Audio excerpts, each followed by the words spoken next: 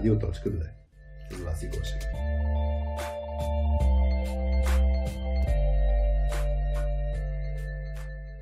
Hello and welcome to the Radio Tochka 2 podcast. This is the Soft Skills Pills podcast, a podcast where Vasi and I invite tech people to explore the non-tech topics of our day-to-day work. So we discuss a lot of things about soft skills and how to build strong tech teams. Today it's a special episode because we usually invite people from Bulgaria to explore these topics. But today it will be our only second episode in English. We've done hundreds of episodes, but this is only the second episode in English. Now, we've invited Milan Milanović, the Serbian leadership guru, who shares a lot of valuable stuff throughout his channels.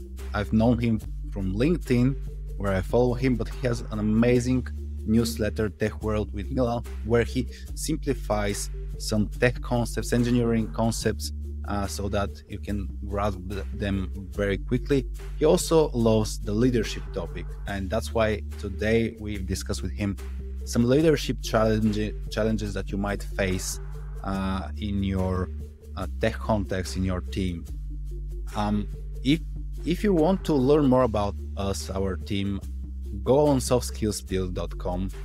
There is a ton of valuable stuff on the topic that we are focused on, and I invite you to join one of the two newsletters that we create. One is where Vasi writes about soft skills, and you can subscribe to A Dose of Soft Skills. That's the newsletter. I also write the newsletter about leadership, a Leader's Tale, so you're invited to join there if you have not yet done so. Also, you can check out, I think currently we have a promotion, a deal, 50% discount of one of our pills, the Giving Feedback pill, where you can master your communication skills, especially in context of giving feedback. And but not least, if you're a leader who wants to understand the team dynamics, your team dynamics in depth, and quickly get those details and understand where to focus on, how to improve your team, then check out the tool 3 Team Scan, which is also on Soft Skills Pills. Now, enough from me. Have a great listen to what Milan has to say on your tech leadership challenges. Zdravo, Milan. welcome to the podcast.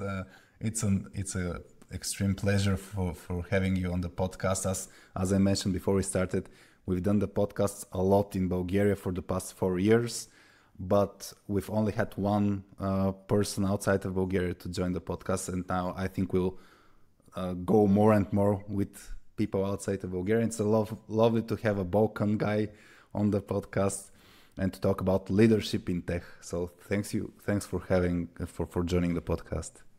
Thank you, Harry, for the invitation. I'm glad that we finally met and have opportunity to discuss topics. It's wonderful, yeah. And as I mentioned, it's going to be a chat. We'll go around something around leadership in tech, and I have some questions from the audience beforehand when I mentioned that you're going to join. I have some topics to cover as well, but it's not a typical question and answer. Let's just experience it together and explore our perspectives. I'll start with maybe because, as I mentioned, you're a Balkan guy, I'm a Balkan guy, and we live in a very international world nowadays. All tech teams are multicultural, time zone, everything is multi. So if you have to guide leaders in tech, how to manage their teams, are there some important aspects to take into account when leading multicultural teams, or even if you're leading a local team but has to cooperate with teams outside of their country? Exactly. I worked, as you said, only in local Balkan teams, let's say, but I also worked in international teams. I worked in team where we had like people from Germany, Switzerland, Great Britain, also from Balkans, and also from Asia, like Singapore, Hong Kong. So it was a really diverse cultures in one team, and was not easy, to cope with some problems. And that was and especially if you are not someone who already traveled all of this country, the culture, people, And this is that was the major point for me, where I actually thought more about it. And if we think about only local teams, it's much easier because people in our cultures are, we are from that cultures. We know how people do react, what they like, what are their values, etc., etc. It's much easier. But when you work with some different cultures, it's not easy.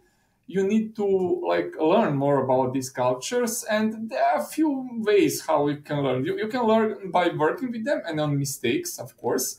You can read about this. I already wrote in my newsletter and recommended some books the culture map to learn about this. And the third way is, of course, to travel these countries, which is, in my opinion, maybe the best way, and to really meet those people and to understand how they work. Essentially, there are different cultures, especially if we talk about Europe and Asia and maybe the South, like Africa. Those are some big differences. But even with Bulgaria and Serbia, there are some differences. Not to mention between Bulgaria, Serbia, Switzerland, Germany, there are really some important differences, and we need to know this. And this is very, very much of importance, let's say. Okay, yeah, you mentioned that we need to be aware, and I've seen a lot of people that first they don't know the culture, they don't know, actually they haven't seen the people, so they work remotely with people outside of their country, and they even haven't seen them on Teams or Zoom or whatever, and they don't know people. And how do you trigger or invite people to get this understanding? Because I've seen even regarding conflict, and maybe we'll go into conflict, how people react to disagreements. And recently I spoke about we work with a management team that are heavily working with the US, and a lot of people in the US don't let's say, don't take it personally. So they are quite expressive in terms of their position, and then they don't take it personally when you go into some heavy or deep debate. But other cultures don't react like that. And of course, it's on individual level, regardless of the country. But how do you invite people to get this understanding? Because it's not only, let's say, the leader that has to channel this communication. How do you make people, let's say, more aware, more to acknowledge the differences and not take it in a wrong direction? I think that the first step here is to understand that there are differences. Why? Because if you take, for example, let's be here regional, Western Europe, if you're talking about Germany, Switzerland, and those countries, and here like Balkans, there are pretty much of the gaps here. And the first thing is that leaders need to understand that there is this gap. So we are not the same. So you cannot lead the same team in Germany and in Bulgaria or Serbia. This is the first thing. The second thing is how to lead this team here is, I think the most important thing is to familiarize yourself with the team, to really come here and meet people, to spend some time with them, to try to learn more about them who are really, what they care about, what are their values, what they don't like, what they like, just spending some time together. And I know that some good companies have this together, and I know that some good companies have this to month. If you lead a team from a really remote way, I don't say it's not possible, but it's much harder to lead that way. Yeah. I remember, I don't know if you've experienced this, if you have any stories about that, I would love to hear them. I remember I was speaking at, so we had one local company, it's local office of a European company that has 30 offices in Europe. and they were having a management meetup, and I was a speaker at their event. And one of the German ladies who were helping organizing the event, we were discussing, and she was emphasizing on why do we Bulgarians have to, let's say, create a good image of Bulgaria, and why do we need to create this image? Because it was part of the whole event. People took an extra effort to present Bulgaria. And she was wondering, and I told her, well, you don't go with the Germany brand because Germany is more famous. And I think this lack of awareness goes in both ways. It's really difficult. And I've seen, and this is something going to my question, I've seen a lot of tech people. Now, this is probably a myth, but I want to put it because there is some truth to it. A lot of tech people don't bother with these people skills, soft skills, and so on. And nudging them to learn about different cultures, to learn and understand them, it's not something that they will, let's say, focus on as their day-to-day work. They don't think it's necessary. So, and I wonder again, have you had some, let's say, can you think of a person? It doesn't matter if it is related to this multicultural thing or not. A person who lacked these people skills, and you wanted them to actually become more aware of this, and you had a success story. So someone who was stubborn, I don't need this, and then turn around.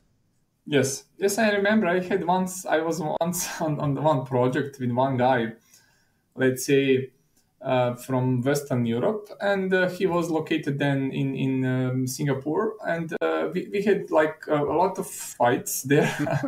It was a really short project, like 2-3 months, but it was a really hard time for me. But I will explain what is the success here.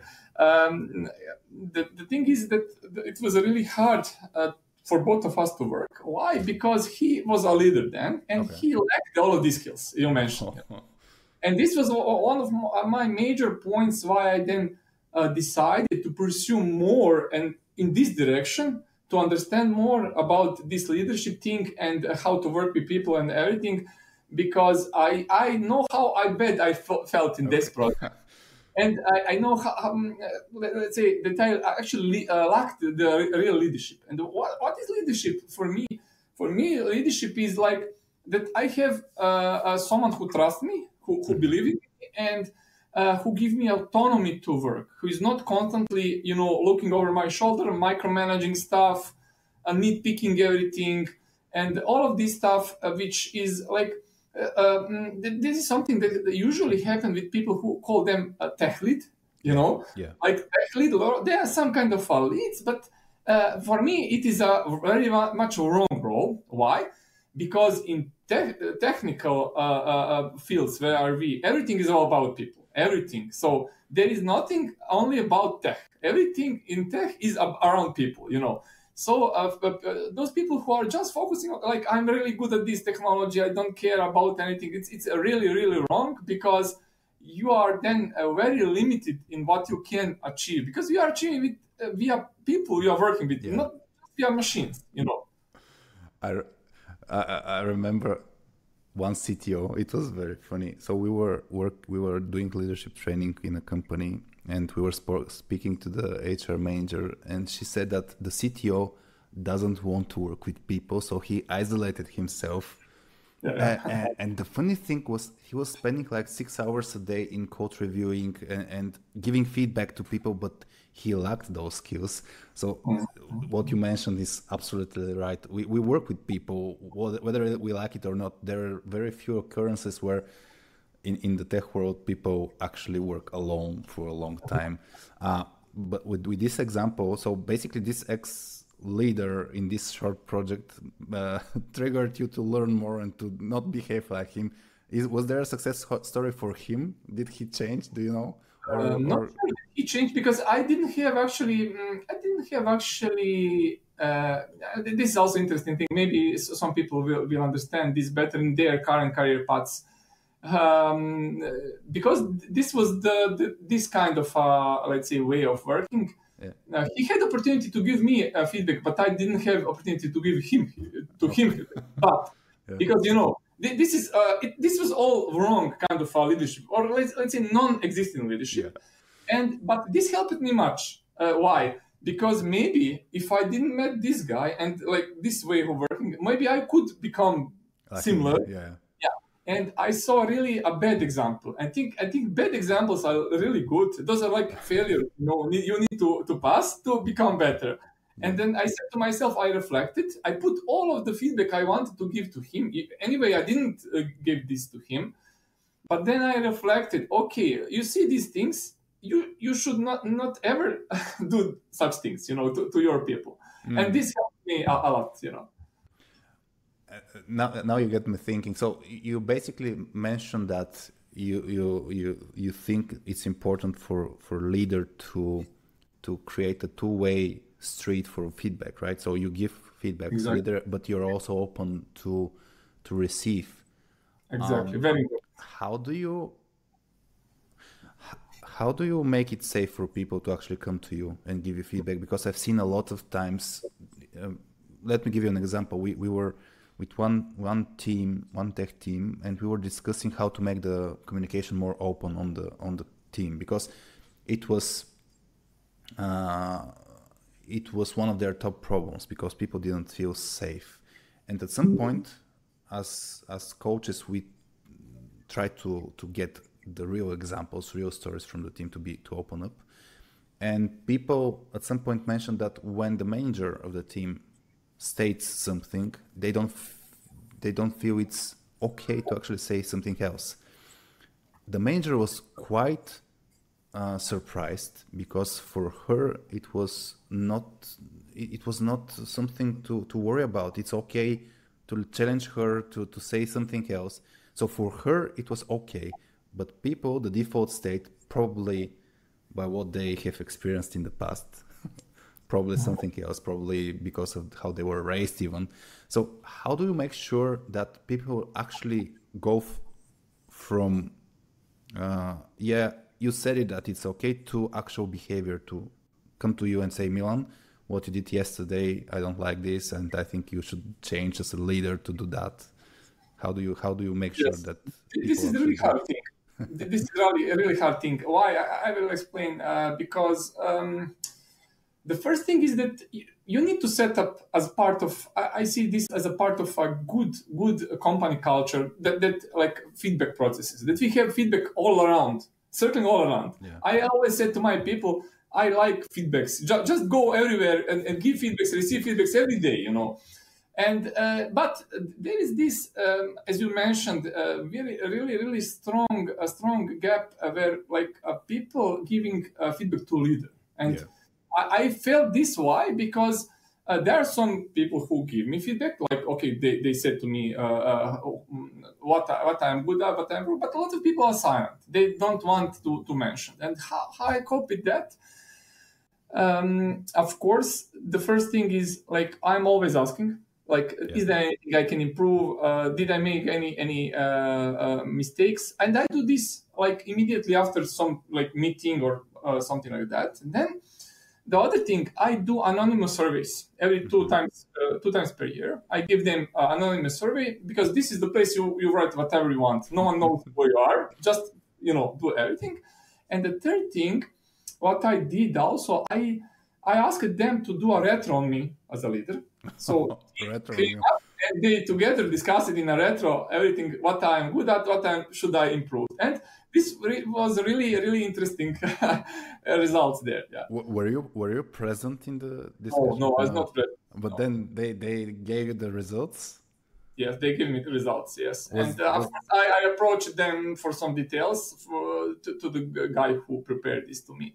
I did not want to be there because maybe I would then again interfere with their opinions and everything, because it was, in the end, it was anonymous. I don't know who wrote what. Yes. But it was collective effort, I would say, And Can you share something that was given, so as an example, a feedback that you found insightful and actually made you more aware, or even change something in your leadership approach? There is always something interesting. I always find something that those blind spots are always there. So we always have some blind spots, and I also wrote a lot about this and about this Johari window technique, how to detect it. And I also try to incorporate this in our feedback cycles. And of course, what I found out really that people was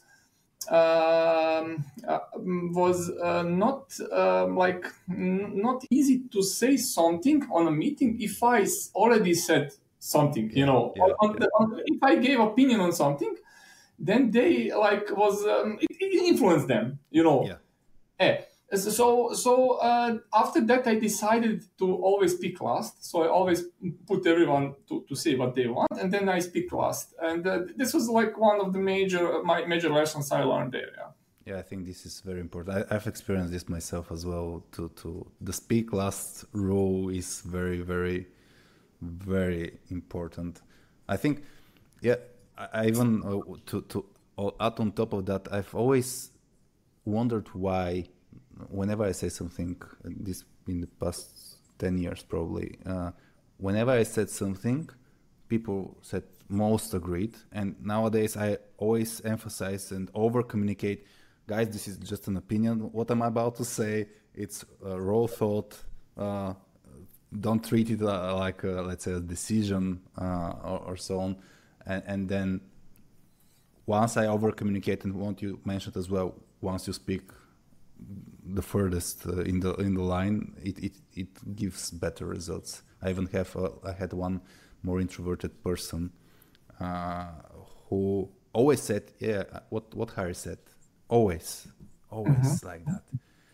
And when we implemented the rule, Harry speaks last, and we saw the beauty of the differences of opinions. Now, this got me thinking regarding decisions, because I've seen a lot of times the two types of decisions teams do organically is either agree with the most vocal person or the highest authority, so the HIPU, the highest paid person's opinion, or whenever there is only silence, so no one rejects an opinion. And I think this is very, very tricky, and it could lead to bad results. So how do you make sure your opinion as a leader is not treated as a decision, but rather an opinion before the decision? Yes, exactly. It's hard. Let's say this is one of the things we used. So leaders speak last, and this is not like only me. There are like some people who are also leaders, like my team leaders, who also I need to educate on this because they also made the same mistake. And then there are some techniques, especially you mentioned. It's pretty tricky with all of these introvert people to get their opinion. And we experimented with some techniques, where when we started the meeting, we just put everyone to post there, on some Miro board or on Trello cards. We use different ones. In first 10 minutes, everyone just put their opinions. So no discussion. When everyone put their opinions, then we start discussion about those opinions. So they have immediate opportunity to speak about this. This is one thing. The other thing, and of course we vote, and the ones who have the most vote will win. So with this, we actually remove all of this loud people, because everything happened on the board first, and then in the end, just we leave room for discussion. That's one thing. Other thing, how I work with that people is that I give them ownership of things. I just go and say can you take ownership of this and do finish this part of the job. And when they got this, they have then possibility to give opinions, to raise questions and everything. It's important to include all of them to be to be on the same level as everyone in the team. Yeah, that's a great one on both the first everyone on the board. That's a great approach. We're doing it as well, and it'll basically levels the quiet and the loudest voices. It makes the playing field equal. The ownership thing got me thinking. So for me, for example, ownership is part of the non-negotiables as a mindset in terms of teams. But I've seen a lot of people where I wonder whether they're coachable to have this ownership mindset or not. Because if you offer the ownership once, it's okay. But if you have to constantly invite people to take ownership, it becomes management of those people that is, I think, unnecessary. So wondering, do you have, how do you assess people whether they have this ownership mindset or not? Do you have, let's say, something that tells you, an indicator that tells you, okay, that's enough with this person because he doesn't take ownership. You always have to babysit them or something like that, and it affects the whole team. Do you have such examples in the past where you draw the line at some point? It doesn't have to be with ownership. This is because for me it's my non-negotiable. But how do you draw a line, and how do you basically decide? I think this is something that's the most difficult topic for most managers, that this person is no longer helping the team but rather affecting in a negative way, and we have to part ways or we have to do something else. Exactly. I think that this thing come from the start. I believe that people are able to change. There is a lot of these like habits stories, book about habits and etc. But people in general are really hard to change their habits. Yeah. So especially with more and more experience, they are really hard to change their current habits. And I think here it is the most important that we immediately on interviews try to catch this thing. Mm-hmm. Later it's much easier to cope with that. So how we try to detect this ownership mentality and accountability part on the interviews. How we do this?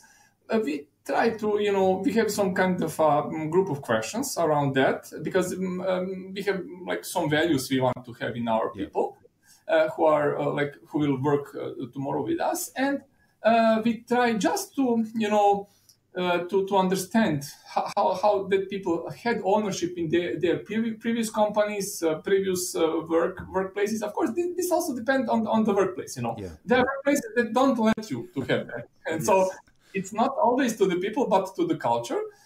But we try to understand because maybe there was a bad company, but this guy he wanted to have ownership, and he's now talking about this. I wanted to do this, but they didn't let me to.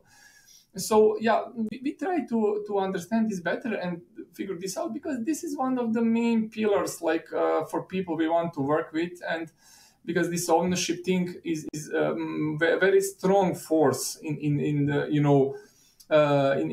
people trying to succeed in something. And do you have other non-negotiables when hiring people? Because yes. And have you had the let's say a situation where the person is actually checking all the boxes regarding the technical skills and so on, but not checking something from those pillars and those non-negotiables? For me, there are three main things, and all three are non-tech related. So I see it like this. Okay, we first check tech things. Okay, you are good. We just check boxes. Constructors. Object oriented. That's fine. And then this is the most important part. The first thing is, are you a really problem solver? This is the first thing. Can you solve problems without coding? I'm not interested in coding at all. Can you solve problems for us? Because there are massive amount of problems that can be solved without coding. This is the first thing. The second thing is critical thinking. can you be a really critical thinker about anything, like from requirements to working with people to solving problems to anything? This is major somehow thing for me. And the third thing is this soft skills part, which is like we always always have someone more in our interviews from like HR or from management to check for this part if we maybe missed something, like this humility, you know, and this emotional intelligence towards other people, that he really understand the thing we talked about, that he understand that he worked with people, that he need to work well, how to cooperate with people, you know, and that when I say humility, it's ability to put team interest ahead of one ego, you know. Yeah. So these three pillars are for me the most important there.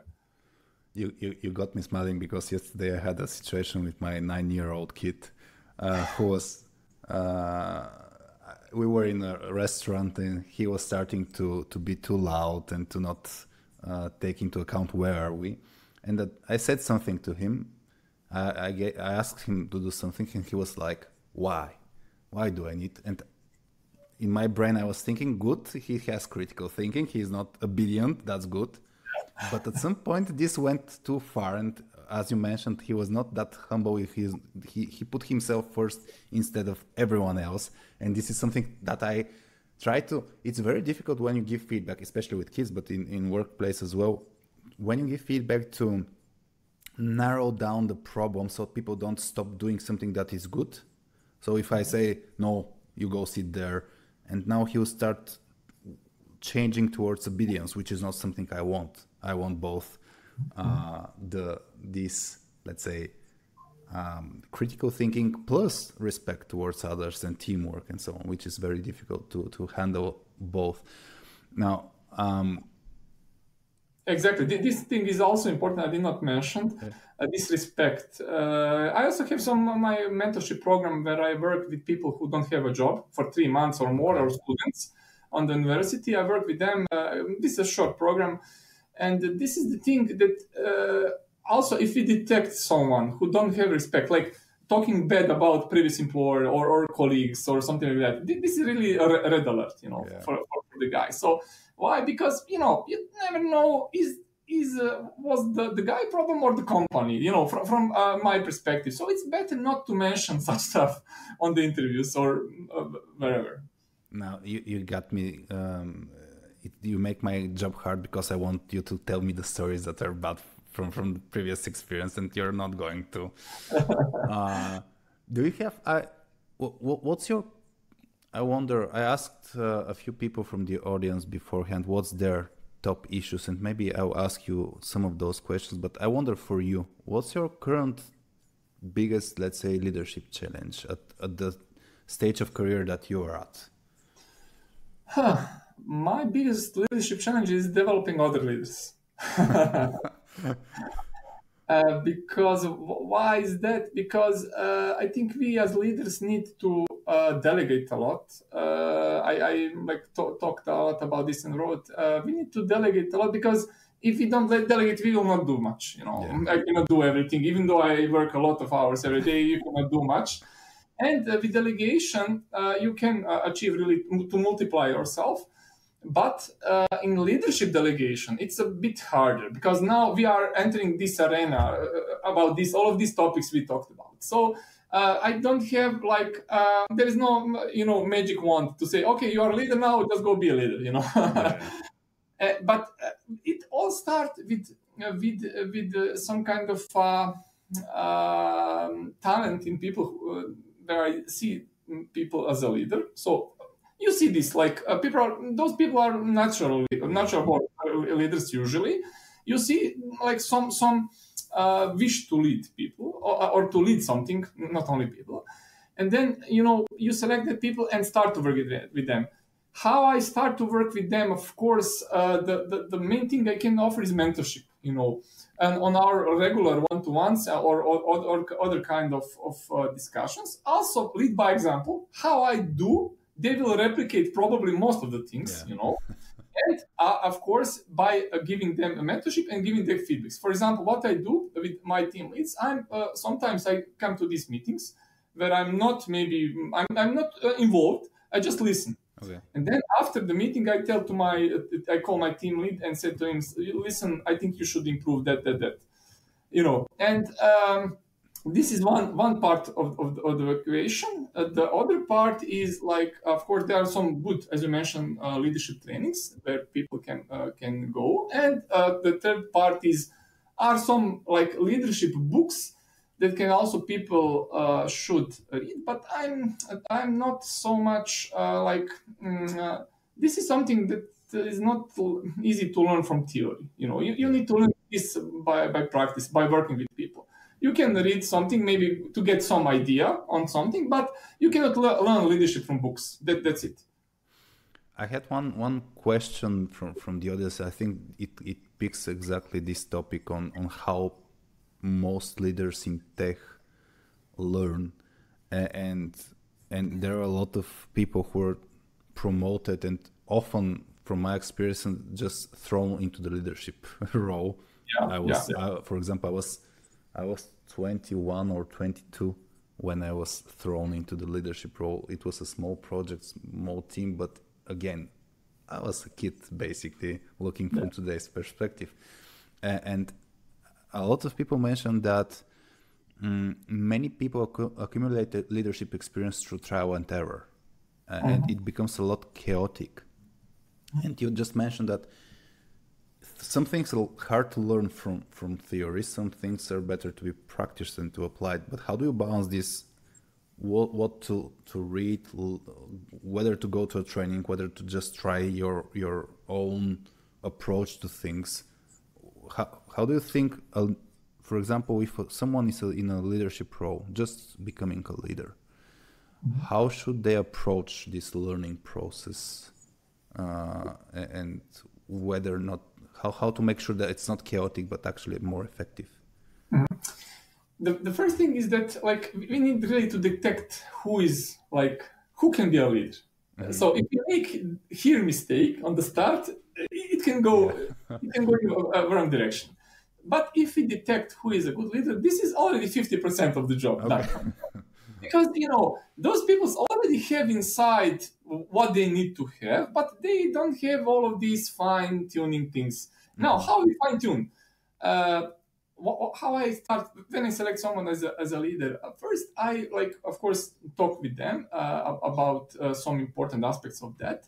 I send to them some articles or some books just to be, or send them to some leadership training just to have some kind of basic understanding what they need to do, because those people usually don't know leadership styles, they don't know how to properly give feedbacks, they don't know a lot of these things. So all of these trainings and books can give some insights there. Of course, it helps a lot when you have this mentor or a leader who are trying to replicate on. So you have a good role model and you work with the guy, and this is much more helpful. And I also try to be always. I try always to have open doors with my leaders. They always can ask me, to discuss everything they have currently as a challenge, and any topic or any issue they have, we can work together. It's much important. As you mentioned, I was also in a similar situation where I was leader, but I didn't have anyone to ask. I didn't know about any books. I didn't know about any trainings. So it was really, trial and error, but you can make a lot of damage with that. Yeah. For example, some people can leave the team or something like that. So, but in this way, if you have someone as a mentor and you have some reference points to check, and of course the proper role model who you can model by your behavior, then you are on the good track. You mentioned that in the past, you gave the example of the bad leader with this international short project, and now you emphasize on the importance of a role model or a mentor.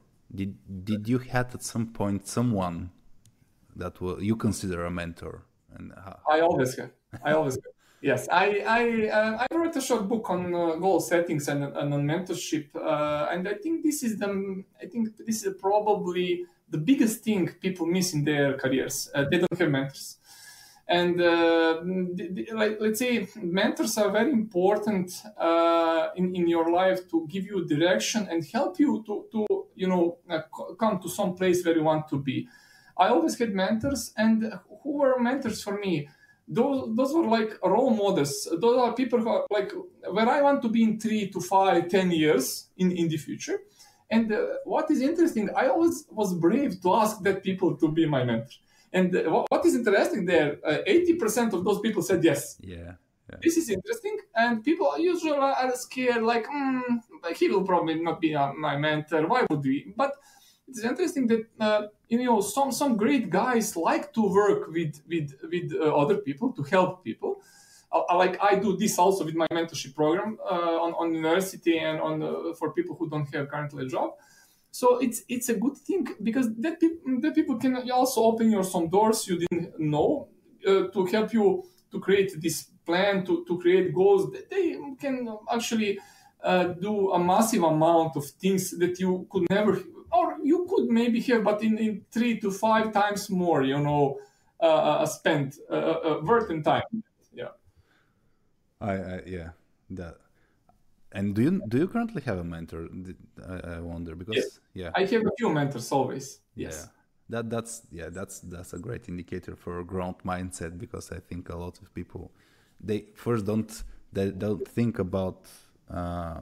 I've seen people who, let's say, reach a certain level and say, okay, I'm done. I know everything now. I don't need any more guidance, and this is very risky, I think.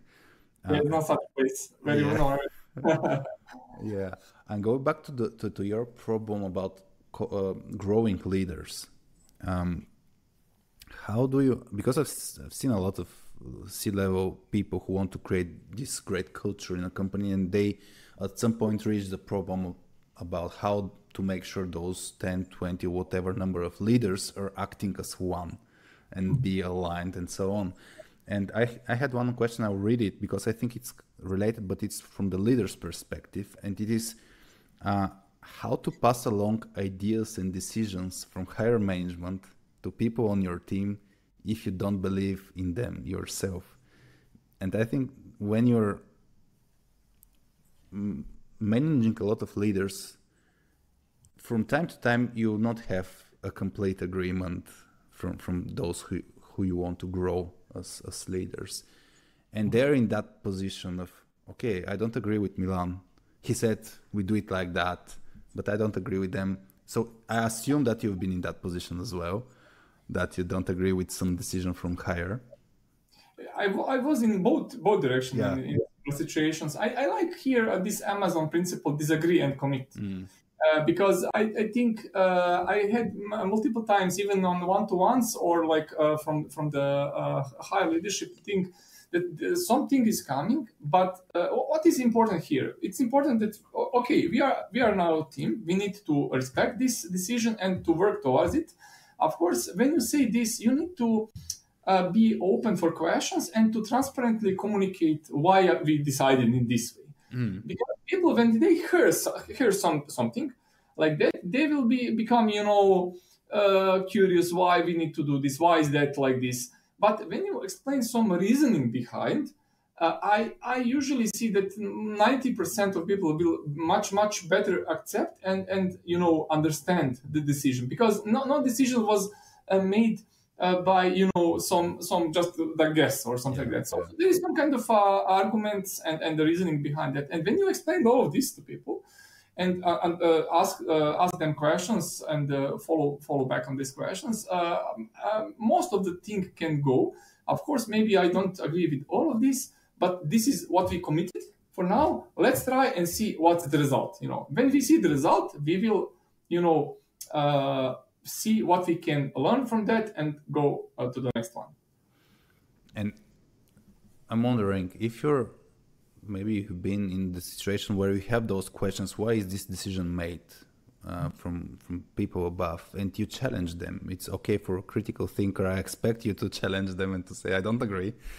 Why do we make this decision? And if you got a response like, because we decided, so without any argumentation, How would you approach this thing with your team? So you don't get the arguments why, you have the objection, and you don't want to just pass along this message. How do you approach this situation as a leader? Let's say I was also sometimes in similar situation, but I would say this is usually a sign of a bad company culture. So you should not work in that company. You ask me, because all of good companies are communicated properly. But of course, in all of these enterprises, I worked in a company with 30,000 people. So it's really hard for our CEO to discuss with all of the people, and you have like 5,000 managers. So every manager is different. It's really hard.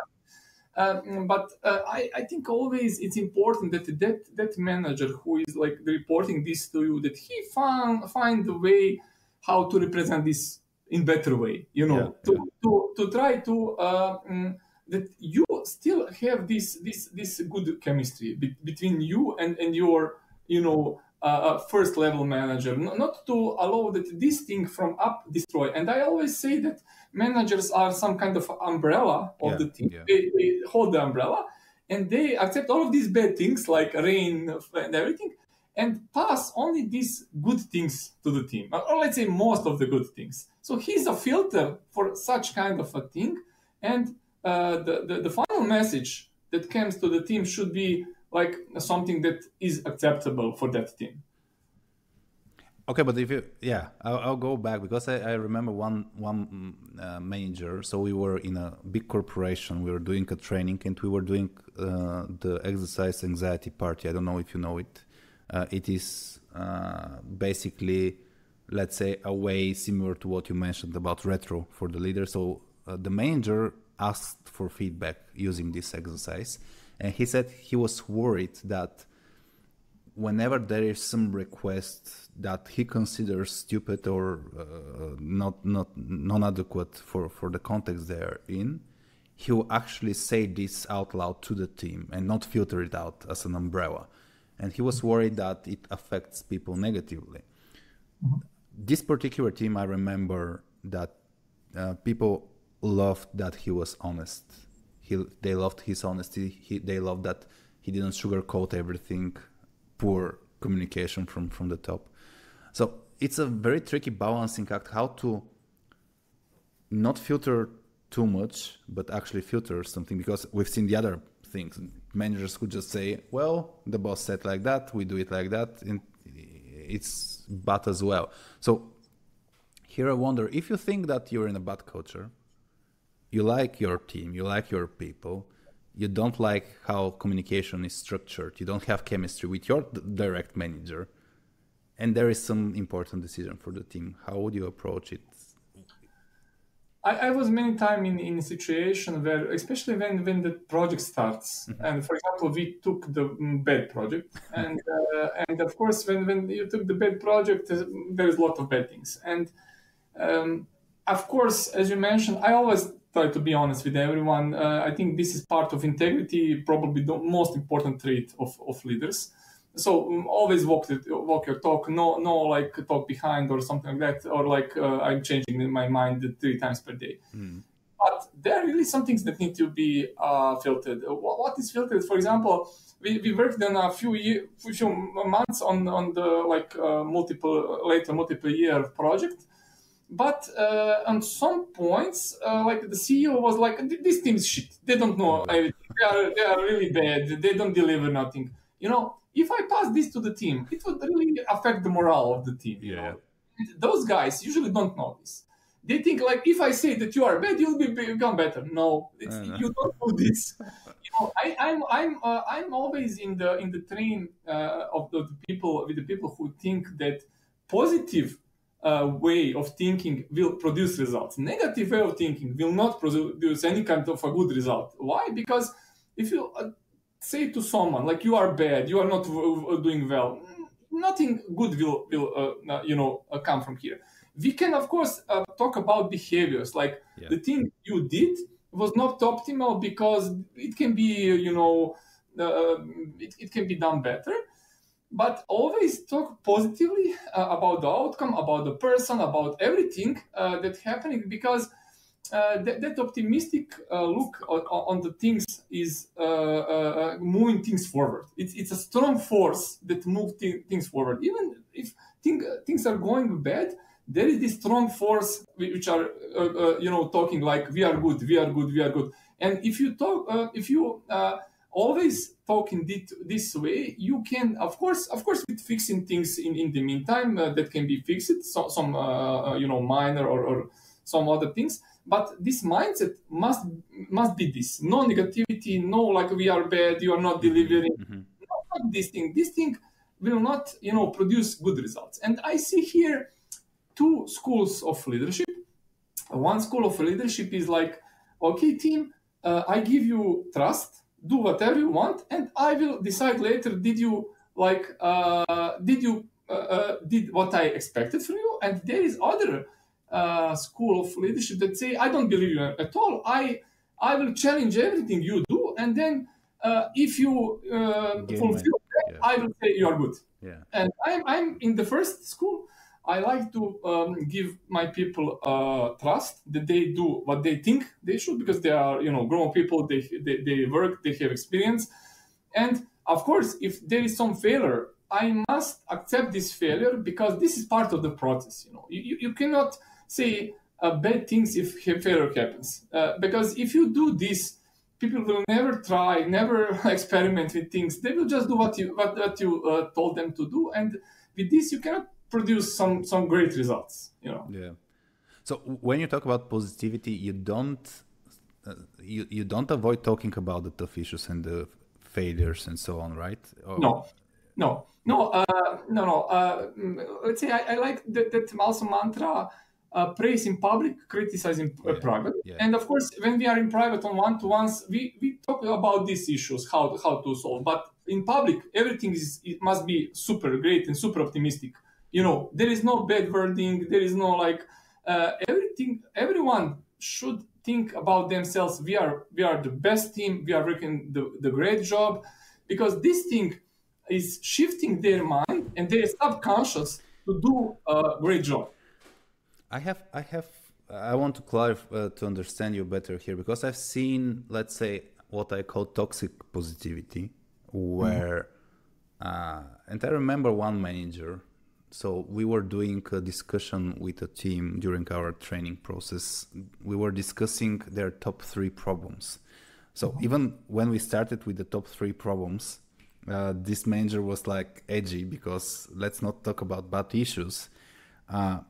And of course, the idea is to focus on actually improving and so on. So it's not about just talking about the problems, but at some point, people started mentioning that their retrospective meetings were, let's ditch them because they're not effective. We just gather around, we say the same thing and continue doing the same thing. And then we do the same retro and so on. And the thing that they mentioned, what they said during the retro meetings, was the phrase great team collaboration. So often people just put on a sticky great team collaboration, which was false. It was artificial. And in this case, the manager didn't want any negativity to spread when talking within the team. But this led to what you mentioned about integrity, honesty, and so on. It led to people being in an artificial harmony. Everything looks nice, everything is positive, but they were actually not.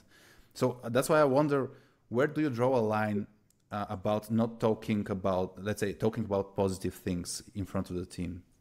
No. This I get it. This is toxic behavior. No, not in that way. We in our retros are always 2+ hours, because we have too much issues to talk about. So, I really like to have open communication about everything. Okay. I always say to my people when they come to company and when we work, first thing, challenge everything. Challenge myself 5 times per day. If you see any issues, any problems, if you don't like anything, please just write to me. You see, I don't like you because of this. So everything is open. We always discuss, but this is more like a motivational perspective. Okay. We are good. We are doing good thing, because if people think they are, I saw also the teams who are like, they didn't have problems with that. but they're like they're not motivated. They're just working their job, and they check when it is like 5 times to go to home. They don't feel this sense of purpose, or sense of working on something interesting. And this is especially important with I would say product companies.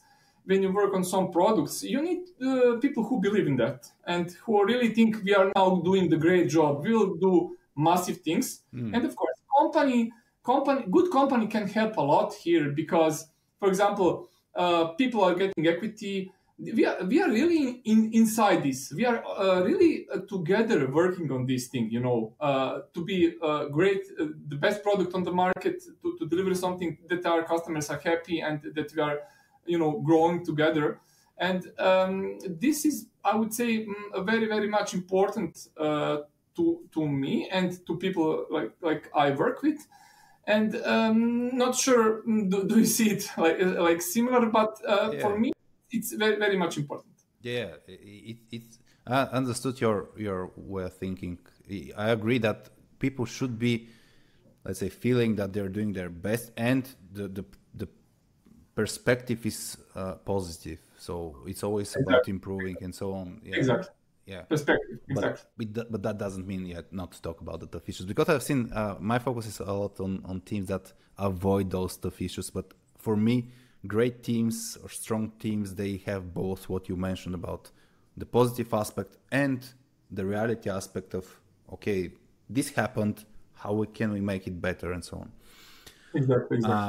For a final question for me, and I don't know if you have something, because I want to finish with something that I think a lot of managers have issues with, and wonder your approach about their busy schedule and a lot of transactional work. You mentioned that you're going to have interviews today, to make interviews, and a lot of people, they struggle to move from their, let's say, solving crisis mode and going into helping everyone, and they're not able to focus on their meaningful work. And what you mentioned, the impact will be they will lack motivation at some point because they will not find purpose. And I don't think it's, let's say, a time management issue or productivity issue, but there are a lot of managers who, I've seen them, they miss lunches, they cannot cope, they work a lot, and at the same time they don't work on what they want. So how do you think a manager should approach this situation, which is not feeling great, putting some positivity into the situation, and how to make it better for themselves? Yes, it's a really hard problem. I think there are really not proper trainings on this either. I learned this by trial and error, and by like some of my mentors, how they did it. Yeah. It also all depends what kind of a leader are you. Are you a like tech lead, team lead? Are you engineering manager? Are you some kind of other leader like architect or like C-level? So it all depends on that. So depending on the details. But what I do usually, I try to do a few things. The first thing we mentioned, I try to delegate everything I can delegate. So I do only things that I must do. This is the first thing. So if anyone can do this, I will delegate. And I learned this from one of my mentors. This is connected with the way that you think about trust. So you give trust by default, because a lot of people don't give trust by default. Exactly. I give trust by default. And then the second thing, I time block my calendar on like a manager time or like doer time. I also have like thinking time in my calendar where I just think. And of course, every day and every week I do like these 15-minute reflections on the day or on the week. What went well? What I can improve for the next week? And of course, I always tend to create a weekly plans, not daily plans. Daily plans are bad because of this, as you mentioned. Mm-hmm. They can go wander.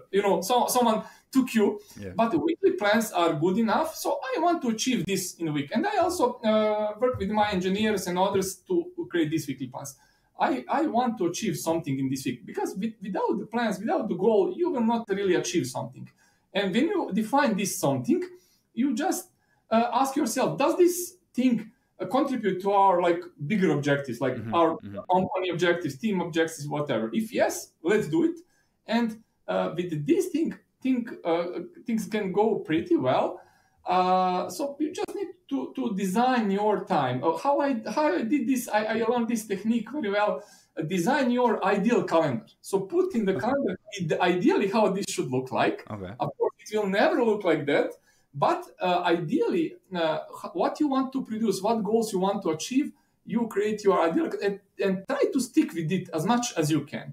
Of course, by using these productivity techniques, like especially prioritization. I wrote a book on this because I think people don't know to prioritize, like in the individual contributors and even as leaders.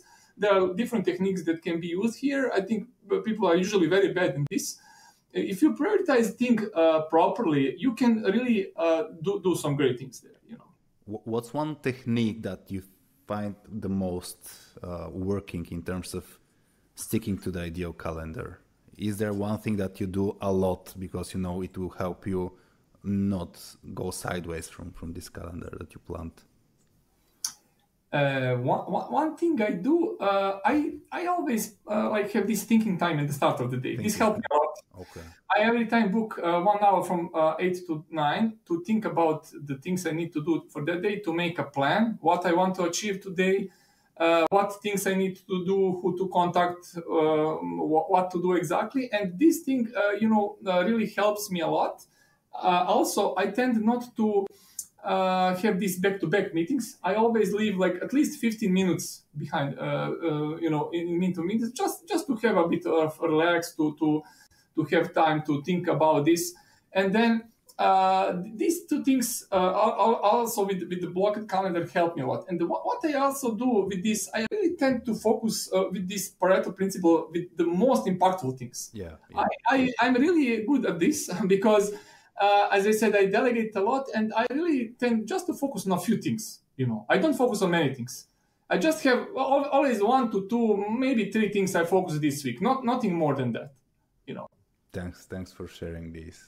I think the thinking time, the deep time, blocking this is something that most managers that go from transactional individual contributor work to a more important, not important, but different role. They struggle with that. So I think it's very actionable. I want to wrap up things. If you don't have anything that you want to emphasize, feel free if you want. Maybe we just want to mention something, because I think it's strongly related to this thing. I would like to see more leaders like behaving like this servant leadership model, because this is umbrella of all of these things we talk about, trust, delegation, and everything. There is the book called Turn That Ship Around. If people didn't read it, please do. What this means? This means it was written by one of the submarine commander, and there is also, if people want, there is a Google talk on this topic where he said how he built the best team in U.S. Navy by employing this servant leadership. And what this means actually, this means that we are actually servants to our people. We are here to help them, to unblock them, and this is the thing that I do the most. And the other important aspect here is to push decision making on the lowest possible level. Yeah. So on his ship, the lowest possible, like a captain can decide on things where admirals on other must decide. So decision making should always be at the lowest possible. And because if it must go to myself as a CTO, I will block a lot of things. Yeah. So it must be as lowest as possible. So just a recommendation for people who are interested in this approach to read this book. I love this, the lowest possible level for decision making. There was one company we worked with that had defined the so-called levels S, M, L, XL, like the clothing line, and only referring to CTO decision making. It should be very huge decision that should be made by you, not something they should do as an engineer, for example. But all the rest could be done downwards on the different levels. Thank you, Milan, for joining the podcast. It was a great pleasure having you. And I hope a lot of our listeners get the insights from your experience. And yeah, I hope you have a great week, not day, great week with all your ideal calendar of goals to be met. And hope to chat with you soon. Thank you for the invitation, Harry. And I also hope that we pass some interesting thoughts to people. And I'm always open to hear feedback. And if anyone wants to pass the feedback, please contact Harry or me. I'm always eager to learn anything more about this. Great. Thanks, Milan. Thank you, Harry. See you. Bye. Bye.